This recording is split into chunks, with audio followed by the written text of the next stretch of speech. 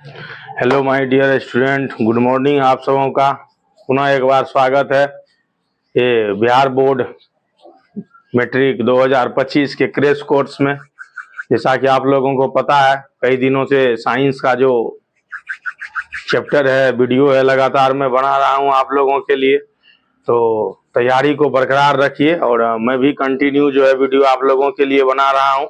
Crash course के जरिए आप पूरा साइंस का रिवीजन कीजिए और अधिक से अधिक जो है तैयारी कीजिए और अच्छा नंबर लाइए। तो चलिए हम लोग शुरू करते हैं। कल हम लोगों ने चैप्टर 2 में अम्ल, क्षार और लवण के बारे में पढ़ा था और आज जो है जो बचा हुआ पाठ है उसको जो हम लोग क्या करेंगे, एक शॉट में ही समाप्त करेंगे। तो हम लोग शुरू करते हैं। चलिए हम लोग शुरू करते हैं। तो हम लोगों का अभी क्या चल रहा है? तो हम लोगों का अभी चल रहा है अम्ल, क्षार, लवण। अम्ल, क्षार और लवण। उसमें हम लोगों ने अम्ल के बारे में पढ़ा, क्षार के बारे में पढ़ा और लवण के बारे में पढ़ा। उसके बाद जो पीएच स्केल है उसके बारे में पढ़ा। आज हम लोग उससे आगे का जो स्लाइड्स है, उसके आगे का जो टॉपिक है उसके बारे में पढ़ेंगे। तो उसके आगे का क्या है देख लेते हैं अभी उसमें बचा हुआ।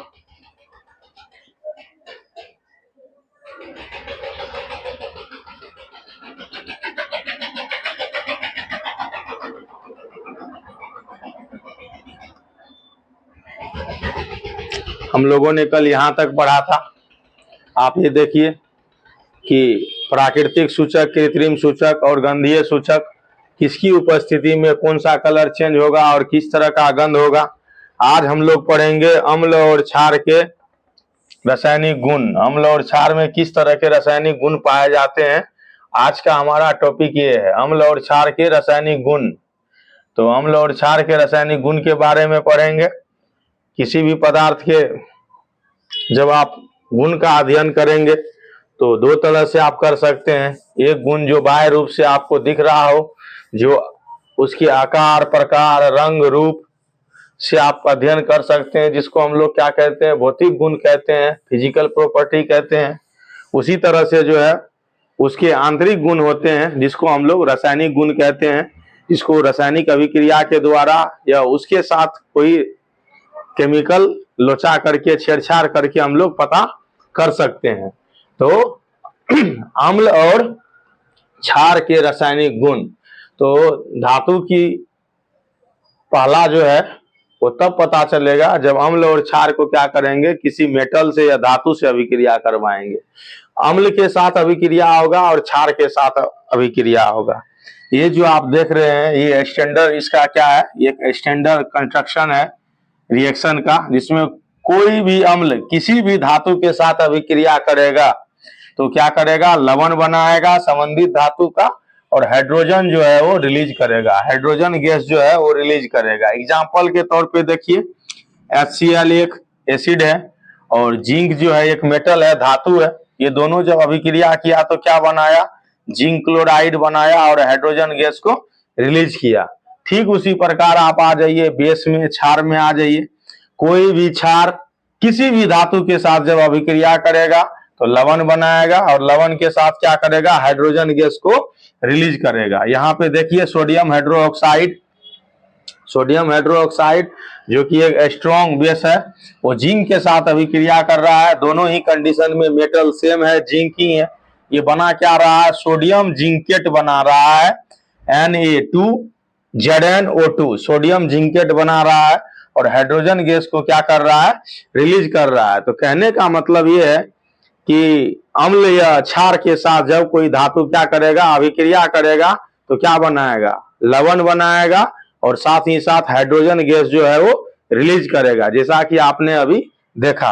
अब क्या है, अब दिया है पॉप टेस्ट के बारे में। पॉप टेस्ट क्या है, तो जब हाइड्रोजन को हम लोग क्या करते हैं, जलाते हैं, तो हाइड्रोजन जलने के क्रम में पॉप पॉप ध्वनि के साथ जो है क्या करती है, आवाज उत्पन्न करती है, जिसको हम लोग क्या कहते हैं, पॉप टेस्ट कहते हैं। अन्य किसी गैस को आप जब जलाएंगे या उस गैस की उपस्थिति में कोई पदार्थ जलेगी तो इस तरह का साउंड नहीं उत्पन्न होता है, लेकिन हाइड्रोजन जब जलता है तब इस तरह का साउंड उत्पन्न होता है। इसीलिए इसको हम लोग कहते हैं पॉप टेस्ट।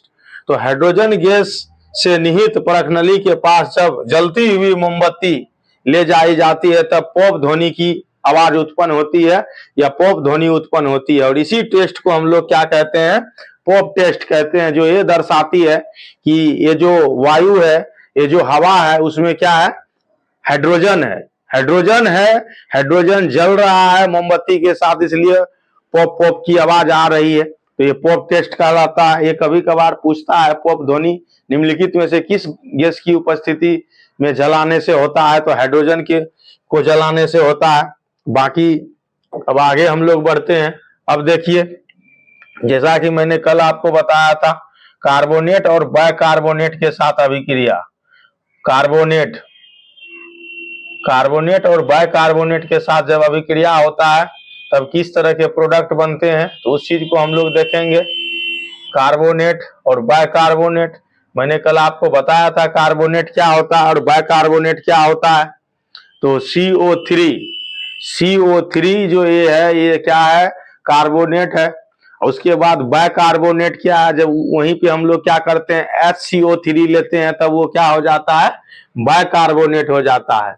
तो धातु के कार्बोनेट और धातु के बाइकार्बोनेट, जब कोई मेटल क्या करेगा, कार्बन के साथ अभिक्रिया करेगा, कार्बन डाइऑक्साइड के साथ अभिक्रिया करेगा तो कार्बोनेट बनाएगा।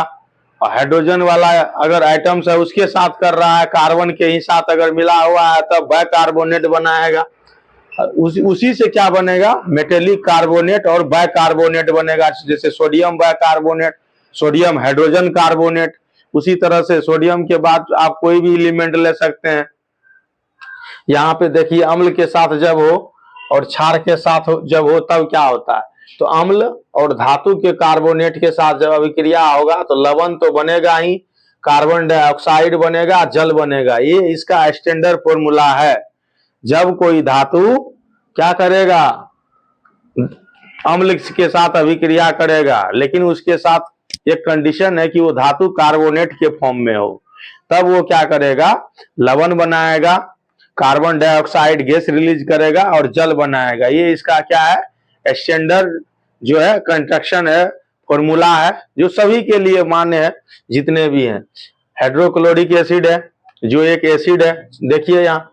और सोडियम कार्बोनेट जो सॉलिड फॉर्म में है, यहाँ कार्बोनेट सोडियम धातु के साथ है।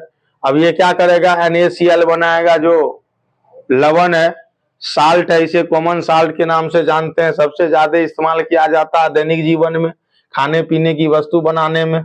कार्बन डाइऑक्साइड है, उसके बाद देखिए हाइड्रोजन गैस है, यहाँ पे ये 1 नहीं, ये L है, दैट मीन्स लिक्विड फॉर्म में है। तो अम्ल धातु कार्बोनेट के साथ अभिक्रिया करके लवण, कार्बन डाइऑक्साइड और जल बनाएगा। अब देखिए, क्षारक में कोई अभिक्रिया नहीं होगी, धातु कार्बोनेट के साथ बेस का कोई क्या होगा, कनेक्शन नहीं होगा। क्यों नहीं कनेक्शन होगा, क्योंकि क्षार का जो नेचर होता है वो मेटेलिक नेचर होता है और इसमें मेटल पहले से ही होता है, धातु कार्बोनेट पहले से ही होता है, इसलिए सामान्यतः नहीं होता है। अब हम लोग देखेंगे बाइकार्बोनेट के साथ। यहाँ देखिए HCl है, हाइड्रोक्लोरिक एसिड, ये सोडियम बाइकार्बोनेट के साथ क्या कर रहा है, या सोडियम हाइड्रोजन कार्बोनेट के साथ क्या कर रहा है, अभिक्रिया कर रहा है, NaCl बना रहा है, कार्बन डाइऑक्साइड बना रहा है और जल बना रहा है। तो हर परिस्थिति में क्या करेगा, लवण बनाएगा, कार्बन डाइऑक्साइड रिलीज करेगा और उसके बाद जो है जल बनाएगा। हर परिस्थिति में ये होगा। अब है CO2 की जांच टेस्ट। तो उत्पादित कार्बन डाइऑक्साइड को चूने के पानी में जब प्रवाहित करेंगे या प्रवाहित करेंगे तो क्या होगा, वो चूने का पानी का जो कलर है वो दुधिया हो जाएगा। जैसे ही आप उसमें फूंक मारेंगे या सांस छोड़ेंगे तो तब ये चीज को आप देखेंगे। इससे एक रिएक्शन और बनता है, ये है सोडियम हाइड्रोक्साइड, सोडियम हाइड्रोक्साइड, और ये है कार्बन डाइऑक्साइड। जब सोडियम हाइड्रोक्साइड क्या करता है, कार्बन डाइऑक्साइड के साथ अभिक्रिया करता है तब क्या बनाता है, तो तब बनाता है CaCO3, जिसको हम लोग क्या कहते हैं, कैल्शियम कार्बोनेट कहते हैं। और ये कैल्शियम कार्बोनेट ही जो है क्या कहलाता है, चूना पत्थर कहलाता है। चूना पत्थर के तौर पे जो है मार्केट में आता है। आप दीवालों में पुताई करते हैं तो वहां भी इसी की परत जो है जमी रहती है। तो चलिए देख लीजिए एक बार पुनः कि कैल्शियम हाइड्रोक्साइड अभिक्रिया कर रहा है कार्बन डाइऑक्साइड से, तो क्या बना रहा है, कैल्शियम कार्बोनेट जो सॉलिड फॉर्म में है, और साथ ही साथ वाटर जो है लिक्विड के फॉर्म में वहां रिलीज हो रहा है। सफेद अवक्षेप जो है अविलय होगा, और ये कभी कभी क्या होता है नीचे बैठ भी जाता है उस सॉल्यूशन में।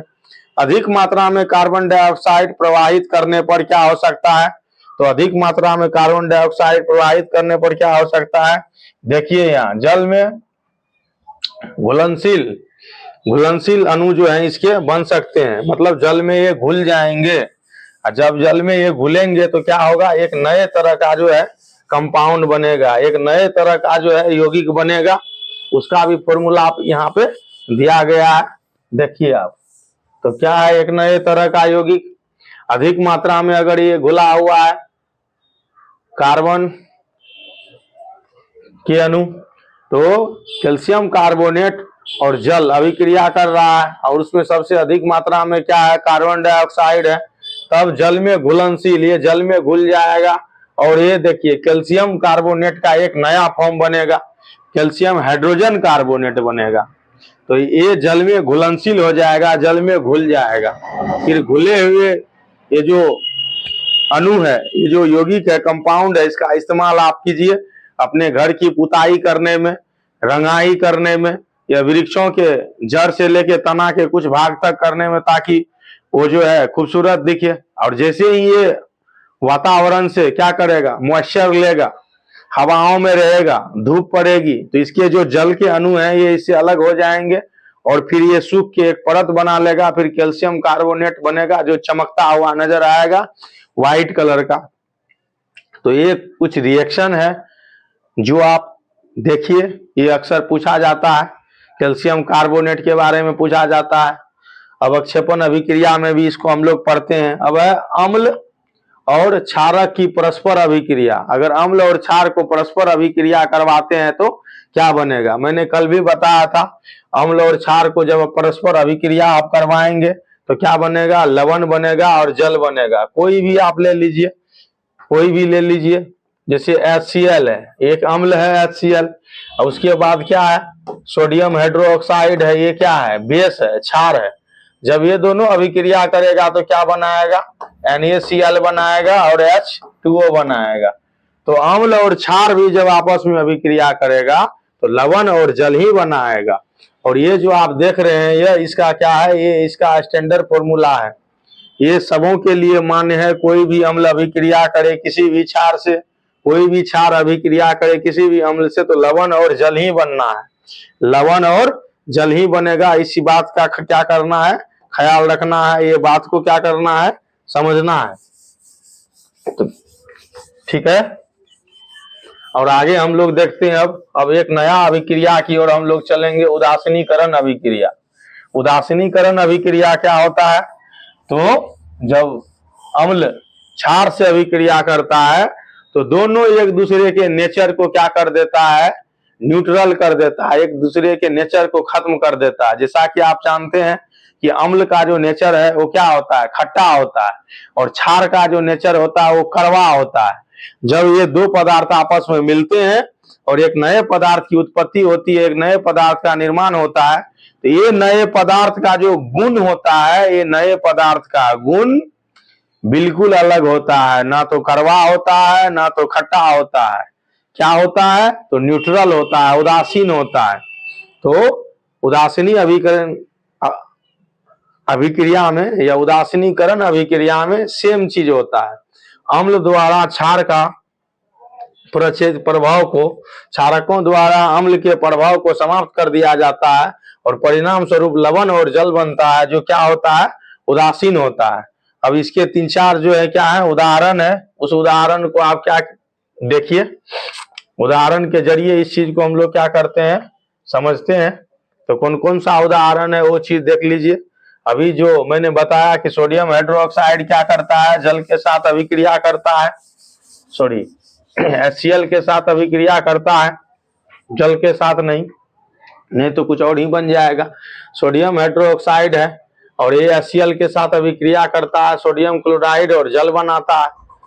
प्रबल अम्ल और दुर्बल क्षारक जब बनेगा तो अम्लीय लवण बनेगा। क्यों क्यों बनेगा अम्लीय लवण?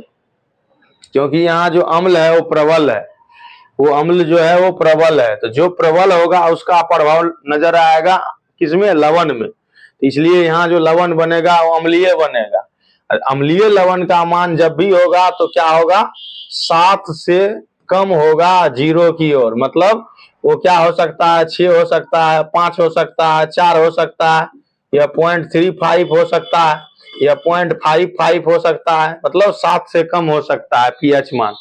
अब दूसरे नंबर पे आ जाइए, जब अम्ल दुर्बल हो और क्षार प्रबल हो तब क्षारीय लवण बनेगा, और इसका पीएच मान जो है 7 से अधिक होगा और 14 तक बढ़ेगा। तो 8 हो सकता है, 9 हो सकता है, 10 हो सकता है, 12 हो सकता है, या इसके दशमलव वैल्यू भी हो सकते हैं, जैसे मान लीजिए 9.5 हो सकता है, यहाँ लिख दिया है।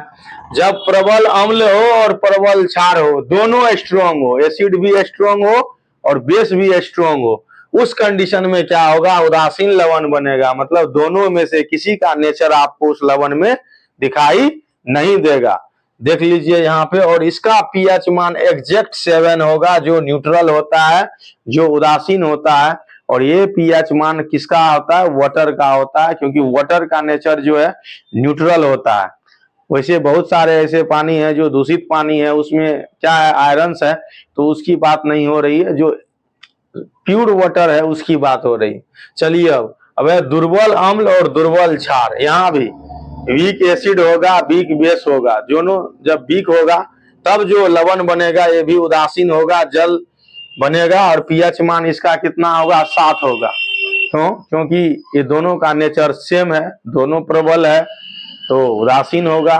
दोनों जो है दुर्बल है तब भी क्या होगा? उदासीन होगा। लेकिन जब एक प्रबल होगा और दूसरा दुर्बल होगा तो प्रबल का प्रभाव, स्ट्रॉन्ग का प्रभाव आपको उस लवण में नजर आएगा। ऐसी ही बात सरकारों के साथ होती है, ऐसी ही बात कभी कभी जो है सिस्टम में भी होता है, चाहे वो किसी भी तरह का सिस्टम हो। जैसे ऑफिसर्स होते हैं, जैसे सरकार होते हैं, वैसा ही उसका प्रभाव होता है। चलिए हम लोग आगे चलते हैं। अम्ल के साथ धात्विक ऑक्साइड की अभिक्रिया। अब अम्ल के साथ कोई भी धातु का जो ऑक्साइड होगा उसकी अभिक्रिया जो है हम लोग कराएंगे और देखेंगे। अब धात्विक ऑक्साइड क्या होता है? तो जब कोई मेटल ऑक्सीजन के साथ कंबाइन करता है, जब कोई धातु जो है ऑक्सीजन के साथ कंबाइन करता है, तो उसके कॉम्बिनेशन से जो प्रोडक्ट बनता है उसको हम लोग कहते हैं धात्विक ऑक्साइड कहते हैं, या मेटेलिक ऑक्साइड कहते हैं। जैसे sodium oxide, potassium oxide, aluminium oxide, ferrum oxide, ये सभी के सभी क्या है? धात्विक ऑक्साइड है। तो यहाँ देखिए कैल्शियम ऑक्साइड है, कैल्शियम जब ऑक्सीजन के साथ अभिक्रिया करेगा तो कैल्शियम ऑक्साइड बनेगा। और ये किसके साथ अभिक्रिया कर रहा है? हाइड्रोक्लोरिक एसिड के साथ अभिक्रिया कर रहा है, तो क्या बन रहा है? कैल्शियम क्लोराइड बन रहा है, और उसके बाद जल बन रहा है। तो कहने का मतलब है कि धातु के ऑक्साइड भी जब लवण से अभिक्रिया करेगा, अम्ल से अभिक्रिया करेगा, तो लवण और जल बनाएगा। क्या बनाएगा? लवण और जल बनाएगा। एसिड जब रिएक्ट करेगा किससे? मेटेलिक ऑक्साइड से, तो साल्ट एंड वाटर बनाएगा। यहाँ पे आप देखिए धात्विक ऑक्साइड की प्रवृत्ति क्षारीय होती है, क्योंकि ये अम्ल के साथ अभिक्रिया करके लवण और जल बनाते हैं। तो यहाँ पे क्या कह रहा है? कोई भी मेटेलिक ऑक्साइड है, जैसे यहाँ पे देखिए कैल्शियम ऑक्साइड है, ये कैल्शियम ऑक्साइड है, तो इसका जो नेचर होता है, इसका नेचर कैसा होता है? क्षारीय नेचर होता है। इसका नेचर कैसा होता है? क्षारीय नेचर होता है। तो मेटेलिक ऑक्साइड का नेचर क्षारीय होता है, लेकिन जो नॉन मेटेलिक ऑक्साइड है उसका नेचर कैसा होता है? तो उसका नेचर जो है कैसा होता है? एसिडिक होता है। तो जब आप पढ़ेंगे 9th में तो इन सब चीजों को 9th में बेखूबी बताया गया है। आप पढ़िए, एग्जाम के बाद आप पढ़िएगा अच्छे से, ताकि 11th 12th में काम आए। थोड़ा थोड़ा हम लोग बताते हैं। यहाँ पे उदाहरण देख लीजिए। यहाँ पे उदाहरण में क्या क्या है? कैल्शियम ऑक्साइड है, मैग्नीशियम ऑक्साइड है। कुछ कुछ ऐसे ऑक्साइड होते हैं जिनका नेचर दोनों तरह का होता है, भास्मिक भी होता है और अम्लीय भी होता है। तो ऐसे ऑक्साइड क्या कहलाते हैं? द्विधर्मी ऑक्साइड कहलाते हैं। अब इसमें कौन आएगा? इसमें कौन आएगा? तो इसमें एल्युमिनियम आएगा, इसमें फेरम आएगा, इसमें कॉपर आएगा।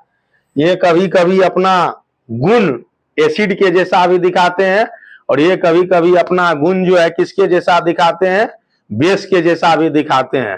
तो इस तरह से हम लोग क्या करेंगे, इस चीज को देखेंगे। तो देखिए यहाँ पे कैल्शियम ऑक्साइड, मैग्नीशियम ऑक्साइड, उसी तरह से देखिएगा यहाँ तो सोडियम ऑक्साइड, ये सभी के सभी क्या है, धात्विक ऑक्साइड है। और इसका जो नेचर होगा, ये नेचर कैसा होगा, तो इसका नेचर बेसिक नेचर का होगा, ये क्षारीय नेचर का होगा।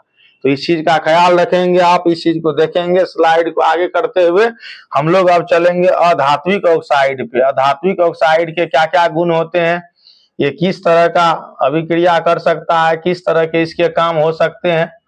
तो अब हम लोग देखते हैं।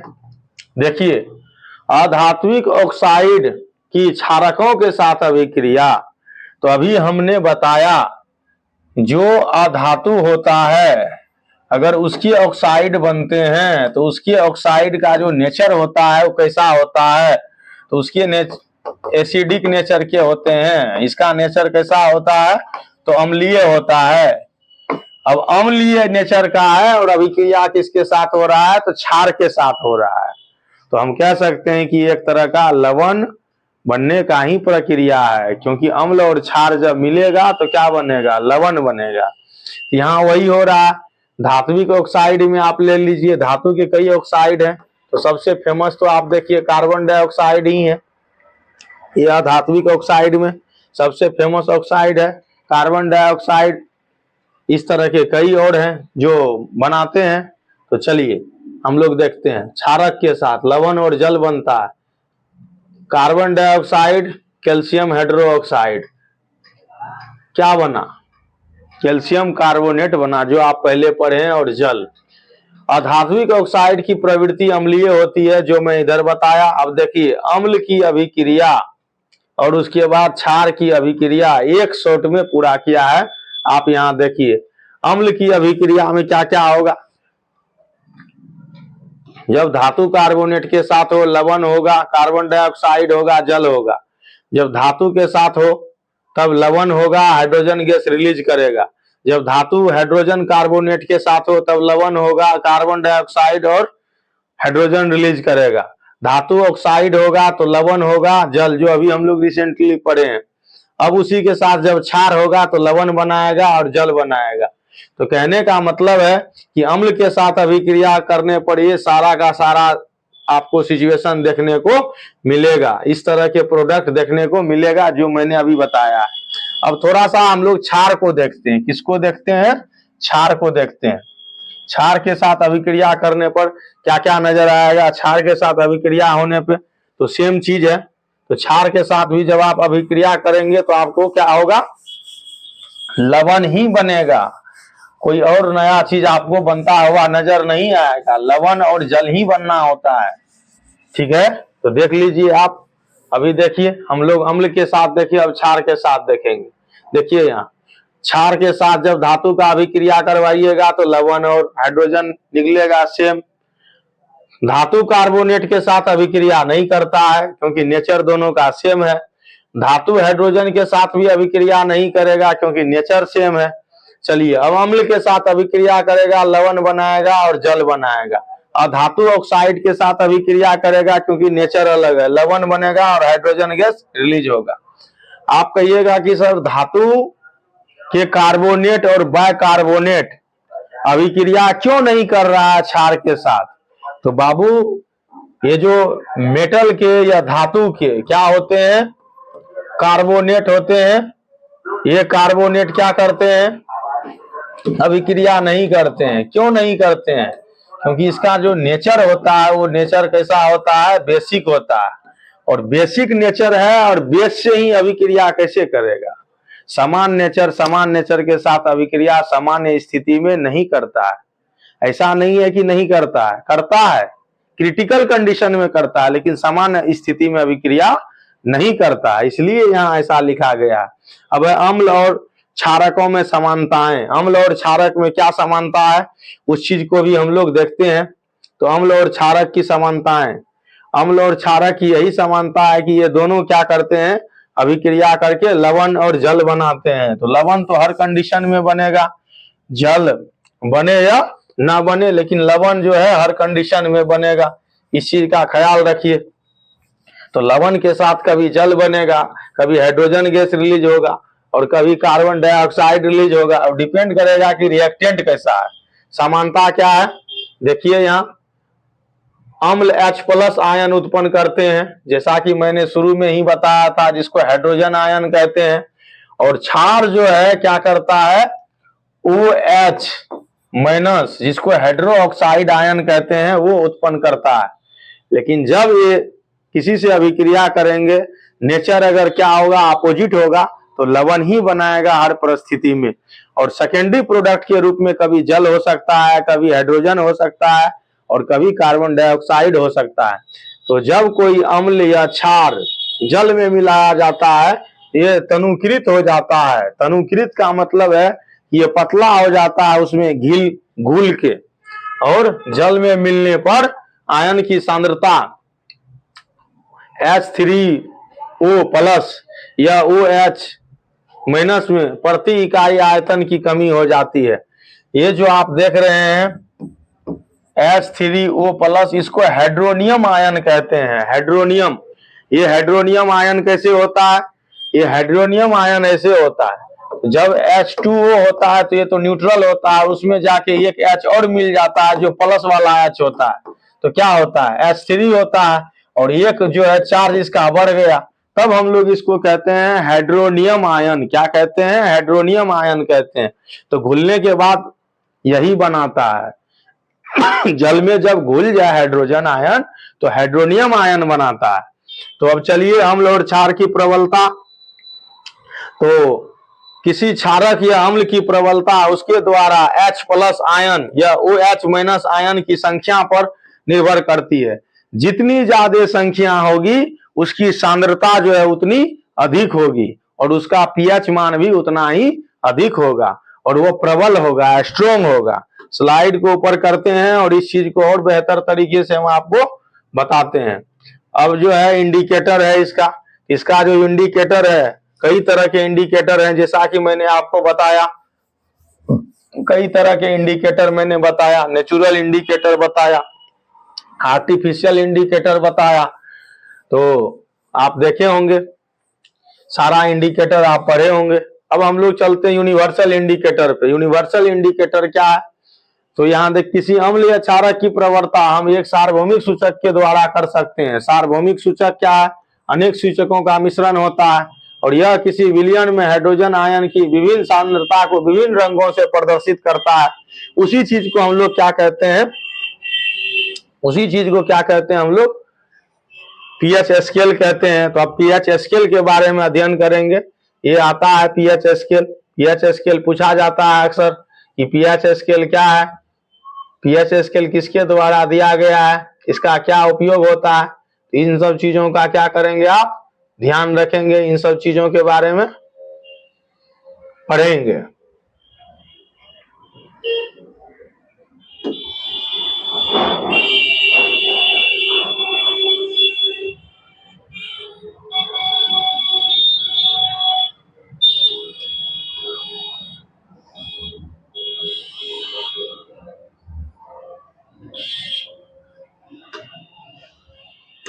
ठीक है,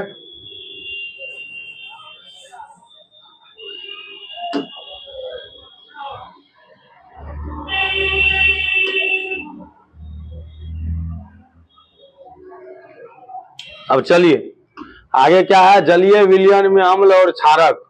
अब जलीय विलयन में अम्ल और क्षारक की क्या भूमिका है, ये अम्ल और क्षारक क्या करते हैं, उसके बारे में हम लोग देखते हैं। तो जल की उपस्थिति में अम्ल H आयन उत्पन्न करते हैं, ये तो हम लोग पहले ही पढ़ चुके हैं। और H ion OH H3O+ hydronium ion के रूप में पाए जाते हैं, H+, और ये रिएक्शन मैंने अभी बताया आपको। अब चलिए, जब HCl अभिक्रिया करेगा किससे, वाटर से अभिक्रिया करेगा, तब क्या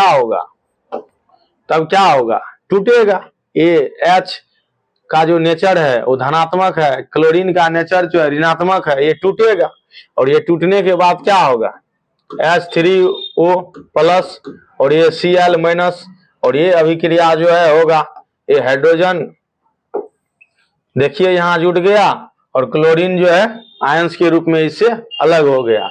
अब है जल की उपस्थिति में क्षारक OH का आयन उत्पन्न करना।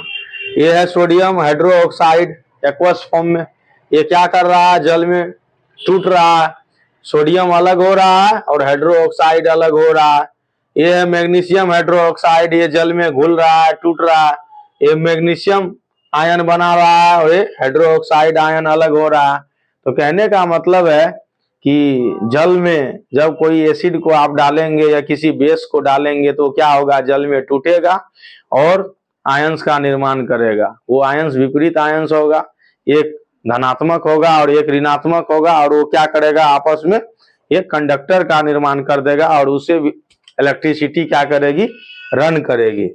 सभी क्षारक जल में घुलनशील नहीं होते। जल में घुलनशील क्षारक को क्या कहते हैं, क्षार कहते हैं।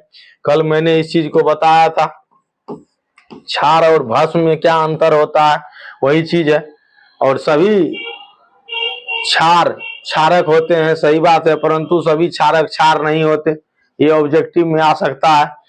जल के साथ अम्लीय क्षारक को मिलाते समय सावधानी बरतनी चाहिए। क्यों सावधानी बरतनी चाहिए, क्योंकि इससे तीव्र अभिक्रिया हो सकती है, आप जल सकते हैं, आग लग सकती है, विस्फोट हो सकता है और उससे आपको नुकसान पहुंच सकता है, इसलिए सावधानी बरतना चाहिए। सामान्यतः घरों में नहीं करना चाहिए, लैब वगैरह में टीचर्स के प्रेजेंटेशन में टीचर्स के संपर्क में करना चाहिए। हमेशा अम्लीय क्षारक को जल में मिलाना चाहिए और लगातार इसे हिलाते रहना चाहिए, क्योंकि यह प्रक्रिया अत्यंत उष्मा क्षेपी होती है। जैसे आप उसको डालेंगे, सपोज दैट मान लीजिए इसमें हम डाल रहे हैं, तो ऐसे नहीं कि कोल्ड ड्रिंक के जैसे डाल रहे हैं, एक तो बहुत कम मात्रा में धीरे धीरे डालना है और साथ ही साथ इसको क्या करना है, ऐसे चेक करते रहना है, ताकि अभिक्रिया जो है मंद मंद गति से हो, अचानक अभिक्रिया ना हो, नहीं तो फट सकता है, आग लग सकती है, विस्फोट हो सकता है, आप जल सकते हैं। तो इस चीज का आप क्या करेंगे, ख्याल रखेंगे। क्यों, क्योंकि इससे तीव्र गति से ऊष्मा निकलता है, इससे बहुत ज्यादा मात्रा में हीट एक्सप्लोड होता है और ये आपको नुकसान पहुंचा सकती है, इसलिए इस चीज का ख्याल रखेंगे। यहाँ चित्र के सहारे बताया गया है, आप चित्र को देखिए, अम्ल और किस तरह से करना है, नहीं करना है, ये चीज यहाँ दिया गया है।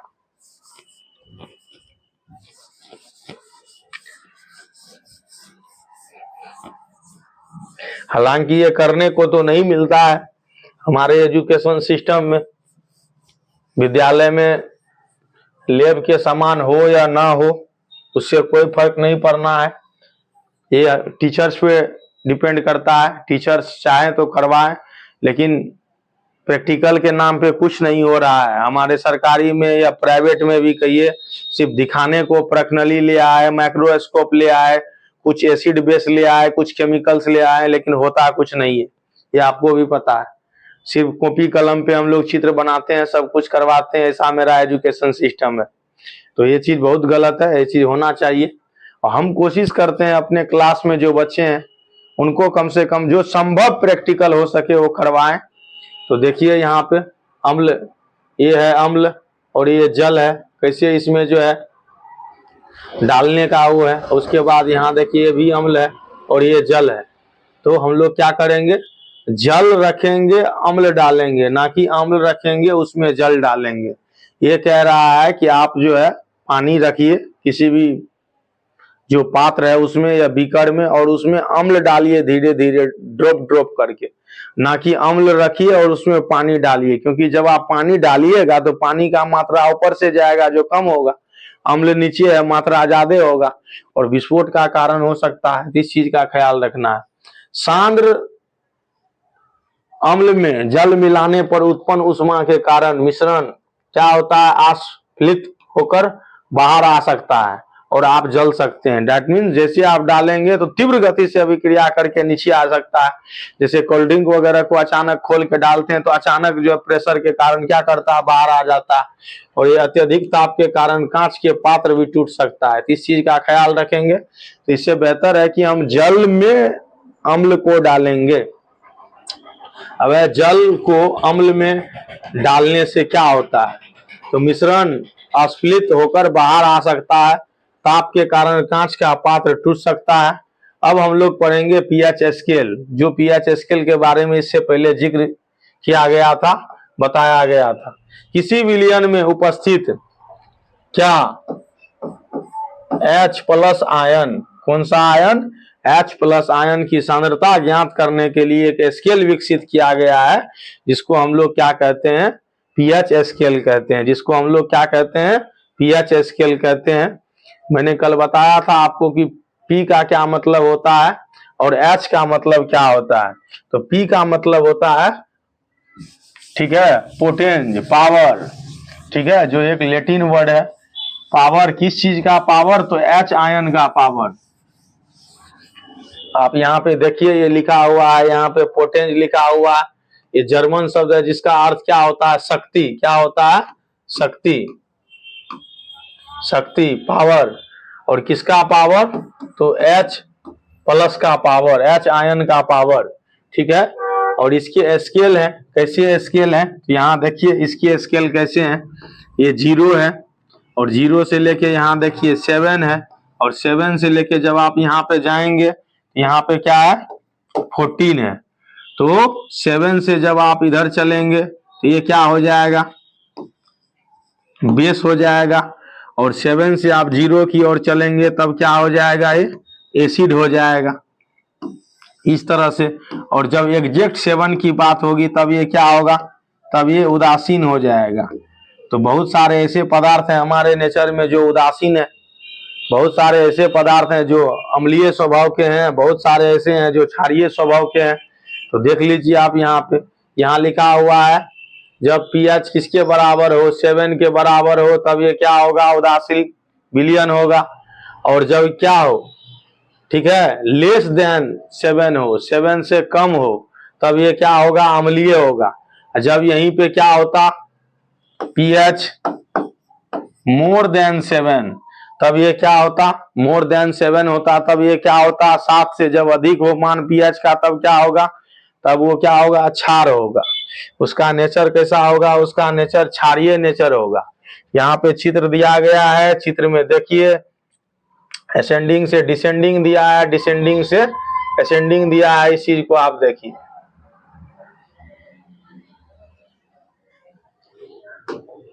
यहाँ पे देखिए 3 कंडीशन, ये 3 कंडीशन क्या क्या है, 1, 2 और 3, 3 कंडीशन।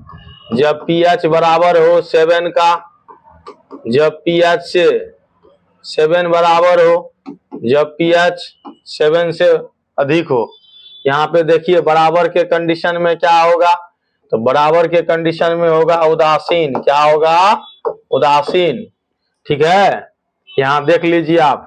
उसके बाद यहाँ जब पीएच का मान क्या हो, 7 से कम हो, 0 से लेके 7 के बीच में हो, तब क्या होगा, अम्लीय होगा।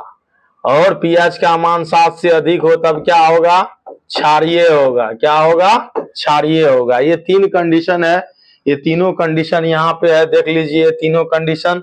या तो 7 के बराबर होना चाहिए, 7 से कम होना चाहिए, 7 से अधिक होना चाहिए। आप इस चित्र को देखिए यहाँ गौर से, ये है 0 से लेके 14 तक का पीएच स्केल। देखिए यहाँ पे ये है प्रबल अम्ल और ये है दुर्बल अम्ल, ठीक है। ये H आयन की मात्रा है इधर घटती हुई और इधर जो है बढ़ती हुई। तो यहाँ वैल्यू होगा 0 और यहाँ जो वैल्यू होगा, ये मान के चलिए आप यहाँ से शुरू हुआ है, तो यहाँ हो जाएगा 6.9, क्योंकि यहाँ 7 न्यूट्रल होना है। तो जैसे जैसे ये इधर आएगा, कहने का मतलब है 6, 5, 4, 3, 2, 1, 0 पे आएगा। इसका मतलब है कि इसका कंसंट्रेशन जो है बढ़ेगा, इसकी जो पावर है, इसका जो स्ट्रोंगनेस है वो क्या होगा, बढ़ेगा। और वो एसिड कैसा हो जाएगा, स्ट्रोंग हो जाएगा। इसलिए यहाँ पे देखिए स्ट्रोंग एसिड में क्या लिखा हुआ है, तो स्ट्रोंग एसिड में HCl है, H2, SO4 sulphuric acid, HNO3 है नाइट्रिक एसिड। ये सब के सब क्या है, ये सब के सब क्या है, स्ट्रोंग एसिड है। क्यों, क्योंकि इसका जो पीएच मान है वो कितना है, इसका पीएच मान जो है वो 3, 2, 1 इस हिसाब से है, इसलिए ये स्ट्रोंग है। अब यहाँ पे देखिए क्या है, कार्बोनिक एसिड है और एसिटिक एसिड है। ये कार्बोनिक एसिड और एसिटिक एसिड वीक है क्योंकि इसका पीएच मान 6, 6.5 इतना के बराबर है। इस चीज को आप देखिए, ठीक है। उसके बाद क्या है, ये इसके अपोजिट है, ये इसका अपोजिट फिगर है। ये देखिए यहाँ पे, यहाँ कितना हो जाएगा, यहाँ हो जाएगा 7.1 और ये कहाँ तक चलेगा, 14 तक चलेगा पीएच में। तो यहाँ जैसे देखिए आप, यहाँ 7 है, 8, 9, 10, 11, 12, 13 और ये हो गया 14। तो इधर क्या होगा, आयन इधर क्या होगा, घटेगा और इधर आयन क्या होगा, बढ़ेगा। तो मान के चलिए किसी का पीएच स्केल कितना के बराबर है, 13 है, और किसी का पीएच स्केल कितना है, 8 है। तो इसका मतलब है कि ये क्या होगा, स्ट्रॉन्ग होगा। ये क्या होगा, स्ट्रॉन्ग होगा। और ये क्या होगा, इसकी स्थिति में ये क्या होगा, वीक होगा। ठीक है, तो इस चीज को आप देखिए। तो ये है अमोनियम हाइड्रोक्साइड और ये है सोडियम हाइड्रोक्साइड, पोटासियम हाइड्रोक्साइड और कैल्शियम हाइड्रोक्साइड। ये जो 3 कंपाउंड आपको यहाँ देखने को मिल रहा है, ये स्ट्रॉन्ग बेस है, ये तीव्र गति से अभिक्रिया करती है। और यहाँ पे जो आप देख रहे हैं NH4OH, ये अमोनियम हाइड्रोक्साइड है, ये है वीक बेस। तो ये देखिए यहाँ पे ये सारा कुछ स्पष्ट दिया गया और मैं इसको बता भी रहा हूं, समझा भी रहा हूं। चलिए थोड़ा सा और आगे कर देते हैं ताकि इस चीज को और आप बेहतर तरीके से देखिए, समझिए। तो हम लोग चलेंगे 7 से एक और 7 से दूसरी ओर, दोनों तरह की चीजों पे हम लोग विचार करेंगे। 7 से एक और 7 से दूसरी ओर, ठीक है। तो चलिए पहले इसको मिटा देते हैं, ये जो दिख रहा है सारा। तो 7 से जब चलेंगे किधर, 0 की ओर, तब नेचर कैसा होगा, अम्लीय होगा। और जब 7 से हम लोग चलेंगे किधर, 14 की ओर, तब कैसा नेचर होगा, तब नेचर बेसिक होगा। तो यहाँ गौर से देखिए, बढ़ती हुई अम्लीय प्रकृति, बढ़ती हुई क्षारीय प्रकृति। जब 7 से 0 की ओर चलेंगे अम्लीयता बढ़ेगा, 7 से 14 की ओर चलेंगे क्षारीयता बढ़ेगा, एग्जैक्ट 7 क्या होगा, उदासीन होगा। अब हमारे दैनिक जीवन में पीएच स्केल का क्या महत्व है, तो हमारे दैनिक जीवन में पीएच स्केल का बहुत महत्व है। बहुत सारी ऐसी क्रियाएं हैं हमारे दैनिक जीवन में जो इसी से जुड़ा हुआ है। अब बोलिएगा कैसे, तो अभी एक एक करके देखिए कैसे, अभी देखने के बाद ही पता चलेगा कैसे। तो ये से पीएच स्केल का बहुत महत्व है। जैसे ही आप सुबह सुबह जगते हैं तो आप क्या करते हैं, दंत मंजन करते हैं या ब्रश करते हैं, उसमें कोई टूथपेस्ट लगाते हैं। वो टूथपेस्ट क्या है, पीएच स्केल को न्यूट्रल करने का एक जरिया है, एक तरीका है। जब रात में हम लोग भोजन करते हैं और हमारे दांतों के बीच जो बैक्टीरिया है वो क्या करता है, हमारे दांतों में फंसे हुए जो भी कार्बोहाइड्रेट्स है, अलग अलग क्या है, न्यूट्रिएंट है, उन सबों को क्या करता है, कंज्यूम करता है और बदले में एसिड रिलीज करता है। और उस एसिड की वजह से हमारा मुंह का स्वाद जो है अम्लीय होता है। जब हम सुबह सुबह क्या करते हैं, किसी भी टूथपेस्ट से ब्रश करते हैं तो अम्ल और क्षार मिलके क्या करता है, हमारे दांतों के पीएच मान को क्या करता है, बैलेंस रखता है। तो ये सबसे पहला तो यही है, देखिए। और भी कई हैं, एक एक करके बताएंगे। पहला है, पौधे और पशु के प्रति संवेदनशील होते हैं पीएच। हमारा शरीर का जो रेंज होता है वो कितना रेंज होता है वो देख लीजिए। तो हमारे शरीर का रेंज जो है वो 7 से कितना है, 7.8 है पीएच मान। तो कहने का मतलब है कि हमारे शरीर का जो रेंज है, वो रेंज का जो पीएच मान है वो कैसा है, वो क्षारीय पीएच मान है। हमारे शरीर का रेंज का मान कैसा है, क्षारीय है। तो हमारा शरीर इतना से इतना पीएच परास के बीच जो है कार्य करता है। हमारे रगों में जो ब्लड दौड़ता है, ये ब्लड का भी पीएच मान जो है इतना के बराबर ही होता है और ब्लड क्षारीय होता है। तो जब कभी भी कहीं कटता है और आप उसको टच करते हैं या मुंह में लेते हैं, तब उस चीज समय इस चीज को आप क्या करें, टेस्ट करें, जज करें। दूसरा है, वर्षा जल के पीएच का मान कितना होता है, 5.6 होता है। 5.6 का मतलब है कि ये 7 से कम है, इसका मतलब वो अम्लीय वर्षा है, उसमें अम्ल है हो जाता है, तब वो अम्लीय वर्षा कहलाता है। तो ये दो चीज है। तीसरा है मिट्टी का पीएच मान। मिट्टी का भी पीएच मान क्या होता है, फिक्स होता है। अगर वो उससे कम या अधिक हो रहा है, इसका मतलब है कि वो जो मिट्टी है वो अम्लीय हो रही है, या वो मिट्टी जो है वो क्षारीय हो रही है, जिससे क्या होगा, फसल को उगने में समस्या होगी, अच्छी फसल नहीं उगेगा, जिससे पैदावार कम होगा। तो समय समय पे किसान भाई क्या करते हैं, अपने मिट्टी का जांच करते हैं। किसके लिए, किसके लिए, तो पीएच मान को जानने के लिए। साथ ही साथ मिट्टी में पोषक तत्व की कमी है, अधिकता है, उन सब चीजों की जांच के लिए भी। अच्छी उपज के लिए पौधे को एक विशिष्ट पीएच परास की आवश्यकता होती है। यदि किसी स्थान पे किसी मिट्टी का पीएच कम या अधिक हो, तो उसे आवश्यकता अनुसार अम्लीय या क्षारीय बनाना होता है। अगर अम्लीय हो गया तो उसमें चूना डाल दिया जाता है क्षारीय बनाने के लिए। अगर वो क्षारीय हो गया तो उसमें क्या किया जाता है, अम्ल डाला जाता है, और इस तरह से पीएच को क्या किया जाता है, बैलेंस किया जाता है। इस तरह से क्या किया जाता है, पीएच को बैलेंस किया जाता है। अब स्लाइड चेंज करते हैं और अगले स्लाइड में हम लोग देखते हैं कि क्या है। तो अगले स्लाइड में हो सकता है कि इससे जुड़ी हुई घटना हो, तो इससे जुड़ी हुई घटना ही है।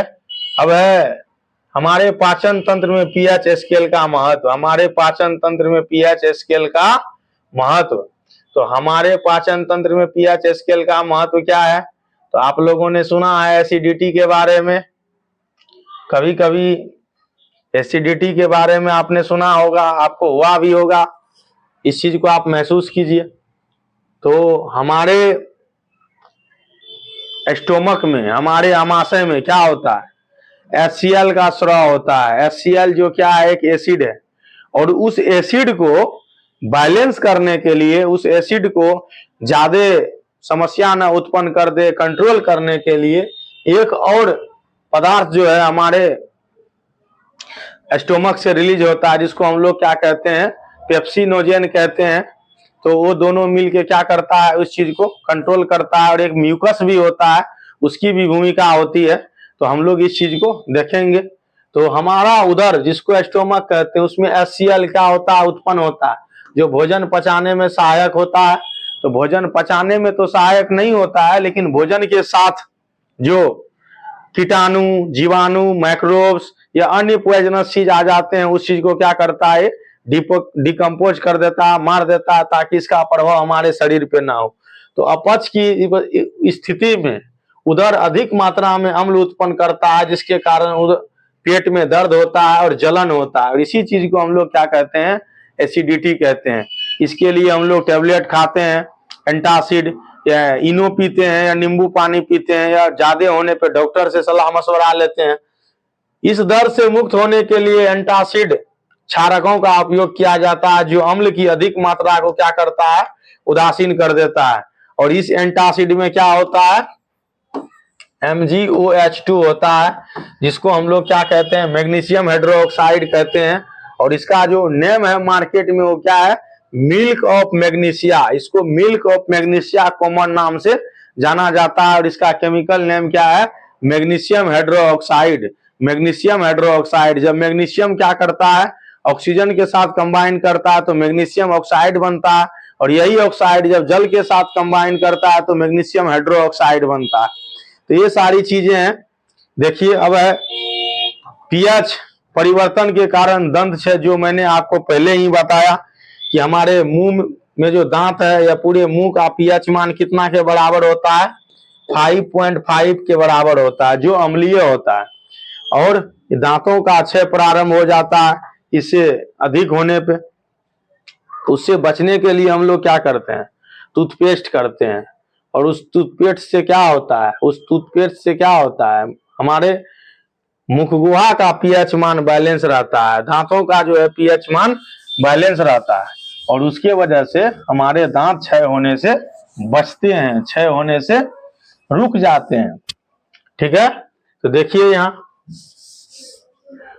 कम दांतों का क्षय प्रारंभ होता है। दांतों का इनामेल, जो दंत वल है, जो ये सफेद वाला पार्ट है, ये देखिए, ये जो दिख रहा है, ये कैल्शियम फास्फेट से बना होता है, जो कि शरीर का सबसे कठोर, सबसे मजबूत होता है। हमारी जो हड्डी है फीमर, जो शरीर का सबसे कठोर हड्डी माना जाता है, और ये जो जबड़ा है, ये उससे भी ज्यादा मजबूत है हमारे ये दांत, जिसको हम लोग क्या कहते हैं, इना मेल कहते हैं, दंत बल कहते हैं, सबसे ऊपर का पार्ट होता है। जल में नहीं घुलता, लेकिन मुंह के पीएच मान इतना कम होने पर ये क्या होता है, संक्षारित होना शुरू हो जाता है, धीरे धीरे सड़ना गलना शुरू हो जाता है। क्षारकीय दंत मंजन का उपयोग करने से अम्ल की अधिकता क्या होता है, कम होता है और उदासीन हो। तो देखिए थोड़ा सा ये बच गया है, थोड़ा सा पाठ को हम लोग देख लेते हैं। अब है पशु और पौधे में उत्पन्न रसायन। तो पशु और पौधे में किस तरह का होता है, उस चीज को हम लोग देखते हैं। पशु और पौधे में तो आपने सुना होगा उड़कुस्सी के बारे में। उड़कुस्सी तो ठेठी में कहते हैं, लेकिन इसका जो नाम है, इसका जो नेम है, जो बुकों में पढ़ते हैं या साइंस में हम लोग पढ़ते हैं, वो अलग चीज है। तो पौधों और पशुओं द्वारा उत्पन्न रसायनों से आत्मरक्षा। मधुमक्खी का डंक एक अम्ल छोड़ता है, जिसके कारण दर्द और जलन का अनुभव होता है। और डंक मारने अंग में क्या बेकिंग सोडा का उपयोग करने से क्या होगा, आराम मिलेगा। जब भी कभी आपको कोई चींटी काट ले, मधुमक्खी काट ले या बिरनी चपैया काट ले, बिरनी भी उसी के प्रजाति का है, तो क्या होता है, फूल जाता है जहां भी काटता है। तो सपोज दैट मान लीजिए यहाँ काट लिया, यहाँ पे काट लिया, तो यहाँ जलन उत्पन्न होगा, सूजन उत्पन्न होगा। तो जैसे ही काटे, यहाँ क्या करना है, पानी से धो देना है और हल्का सा क्या करना है, इच करके वहां पे आप क्या कीजिए, चूना लगा लीजिए या प्याज का रस लगा लीजिए या कोई भी क्षारीय पदार्थ, या नीम जो है उस समय घस लीजिए, वहां पे करेला का रस जो है वो लगा दीजिए। सबसे बेहतर होगा कि आप चूना लगा लीजिए, चूना आसानी से अवेलेबल हो जाएगा, प्याज आसानी से अवेलेबल हो जाएगा, ये सब चीज आप कर सकते हैं। नहीं इनो है तो इनो पानी में थोड़ा सा डिजोल्व करके लगाइए, नहीं टूथपेस्ट है तो टूथपेस्ट आप लगाइए, कोई भी बेसिक पदार्थ आप लगाइए जो आसानी से उस पर काम कर सके, तो उससे आप बच सकते हैं। अब है नेटल। नेटल क्या है, तो उड़कुस्सी है। उड़कुस्सी के ऊपर रुआ होता है और जिसको हम लोग डंक कहते हैं, और बाल मेथेनोइक अम्ल छोड़ता है, जिसके कारण जलन दर्द उत्पन्न होता है, खुजलाहट उत्पन्न होती है। इसका इलाज करने के लिए उसी स्थान पे एक पौधा होता है, किसका, डॉग का पौधा होता है। तो डॉग के का जो पौधा है वो नीचे होता है, उसके ऊपर जो है, जो नेटल है उसकी लताएं होती है, और उसका शेप कैसा होता है, तो मटर का जो आप छिमड़ा देखते हैं या इमली जो आप देखते हैं, इमली का वो छर्रा सॉरी, सेम उसी के जैसा होता है। तो जब ये नेटल झड़ता है तो नीचे ये डक का जो पौधा है उसको न्यूट्रल करने के लिए तैयार रहता है, और आपस में प्रकृति इस तरह से क्या करती है, अम्ल और क्षार को नॉर्मल करती है, न्यूट्रल करती है। बाकी जो है हम लोग कल देखेंगे, चूंकि वीडियो काफी लंबा हो गया है। एक बार पुनः आप लोगों का स्वागत है, आप लोग इसी तरह से पढ़िए, तैयारी कीजिए और जो है बहुत ही अच्छे ढंग से एग्जाम दीजिए, ताकि 11th 12th में और बेहतर कर सके।